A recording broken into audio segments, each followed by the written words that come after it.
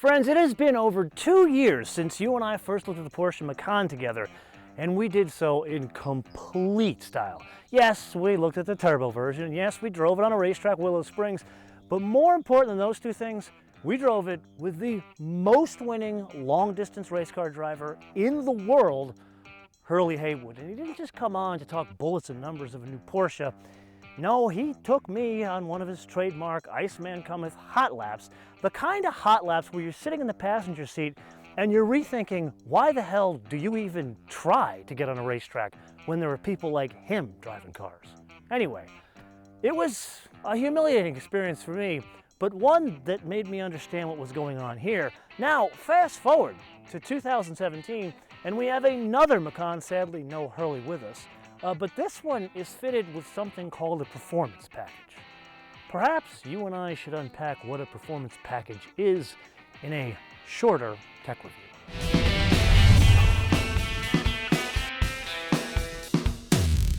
Now, with an eloquent, easy to roll off the tongue name like Porsche Macan Turbo with performance package, it would stand to reason that this is a go-fast yet dealer-installed performance upgrade. Turns out not the case. And it's not inconsequential either. It's a 10% bump. Let's unpack what's going on underneath the hood here. So recap, the Turbo Macan we drove with Hurley, 3.6 V6 with a dry sump lubrication system. Same deal here. Same engine, same block, even the same transmission. It's a 7-speed PDK driving all four wheels. But what's changed is the airbox, and I believe there is a bit more going on in terms of boost pressure. The folks in Zuffenhausen not exactly forthcoming exactly what they did here. But the biggest difference is the output. Now, in the standard turbo, it's 400 horsepower and 406 pounds of torque. In this one, the performance package, it goes up to 440 horsepower, comes in at 6,000 RPM, stays flat all the way to 6,700 RPM. The basic turbo doesn't stay flat all the way to 6,700 RPM. And then the torque, more important to us, it goes up 36 pounds to 442, comes in at 150 RPM more, so 1,500 RPM, stays flat all the way up to 4,500 RPM. Everything else is pretty much the same here. So what we need to do is focus on the other big change, besides some of the front changes a little bit, but really we're more interested in driving dynamics and output. So let's check out the next change. Now, to unpack the two other very big changes, we need to focus a bit lower.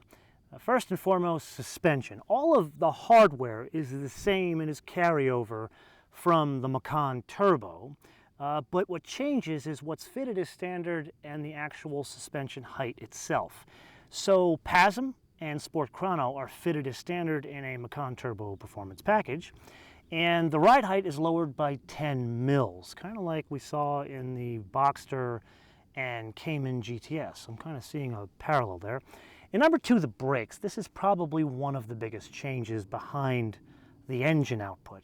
And what they've done here, if you look at a Macan 4-cylinder, it's 345 mils in the front, 330 mils in the rear. Go to a turbo, 360 in the front, 356 in the rear. In a performance pack, it goes to 390 mils in the front, 356 in the back. However, this one is not the metallic equipped rotors.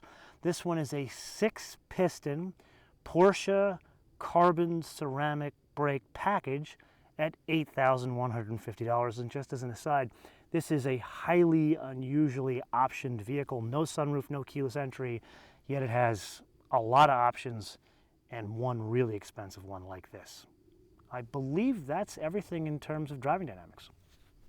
Now, before you and I part ways for the day, there are still 3 sets of numbers that we need to unpack. First and foremost, and arguably the most important in this entire discussion, is the weight. 4,244 pounds. Now that should sound awfully familiar to you because it's exactly the same weight of the vehicle that this is based upon, the Porsche Macan Turbo. However, as a basis of comparison, the most basic Porsche Macan that's on offer, that's the one fitted with a 4-cylinder engine, that one would be about 300 pounds less than this. Then there's the impact of the additional horsepower and torque. Does it have some sort of benefit on the performance figures? The answer is yes. At the top end, it adds an additional 5 miles an hour. That's 169 miles an hour. And then on 0 to 60, it chops 0.2 of a second, brings it down to 4 seconds flat.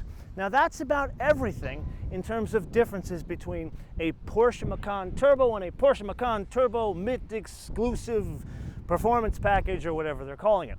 Now you and I are going to drive this together in the full first drive review. No, not at 169 miles an hour, but please come back anyway. But in the interim, I do want to leave you guys with a question. And the question is this. Something has been weighing on my brain in my entire time with this vehicle, and obviously the pigeons, they have the same question. And that is, does an extra 10% in horsepower and a little bit less than 10% bump in torque, does that justify an additional model in the Macan range? Don't just tell me yes or no and why or why not, but I also want to know, do you drive a Porsche and is it a special model? Let me know in the comments below or via our social media, MotoManTV all in word, MotoManTV all in word, Facebook, Twitter, and Instagram. And with that, I want to leave you with two things. Yes, I am very tired of having to ask you to unsubscribe, resubscribe, and click notifications. Yes, you should do that. However, I am going to say that I am going to respectfully request that you watch our episodes within the first 24 hours because YouTube has bastardized the platform so bad that YouTubers big and small, no matter the genre, have a term for it. It's called adpocalypse. And number two, I want to leave you with a fun fact. So if you were to look at a standard Macan, the speedometer that's off to the side from the tachometer, as it is a good Porsche, the speed increments go up in 25 miles an hour. So 25, 50, 75, and usually stops at about 175. However, this with the additional horsepower, torque, and now additional top end, they decided to adjust the speedometer. However, they didn't go all the way an extra 25 miles an hour. They just added an extra 15 to 190. Until I see you next time, bis später.